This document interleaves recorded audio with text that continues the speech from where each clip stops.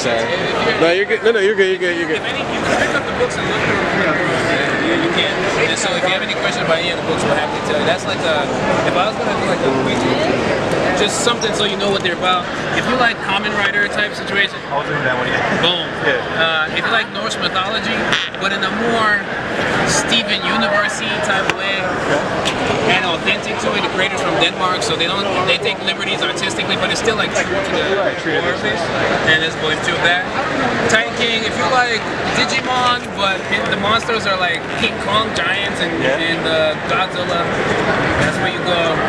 Oblivion Rouge, if you like Gantz, well, I don't know if you know Gantz. It's like dark, sci-fi, post-apocalyptic, Afro-futuristic Africa, where a bunch of kids, like the children of war, they battle each other with like a virus-based power. It's very weird and dark, in a good way. Yeah.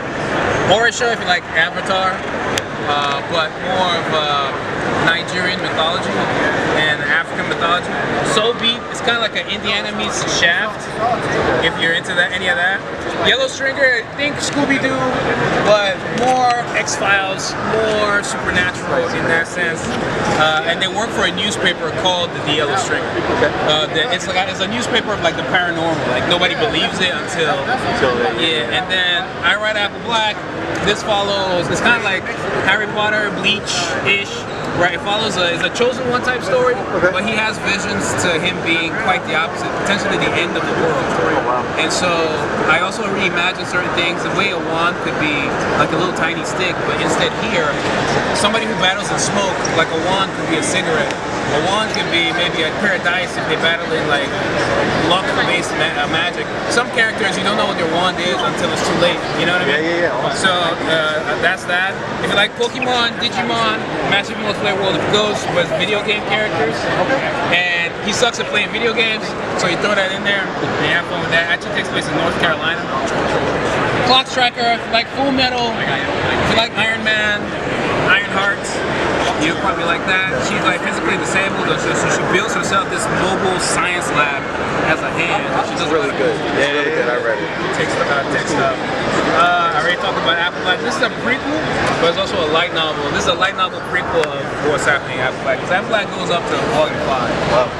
And then Apple Black, Hammer, if you like One Piece, and Scott Pilgrim. It's kind of like a fun, wacky adventure story. He's trying to find his dad, and he can turn his hands into hammers.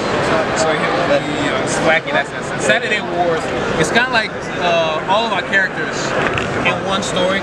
Infinity Wars, Secret Wars, that kind of stuff. And it's like across the Spider-Verse, because depending on what world you're in, the art style changes. So you have fun there. And then Underground is like a mixed martial arts story, like Vagabond or Baki.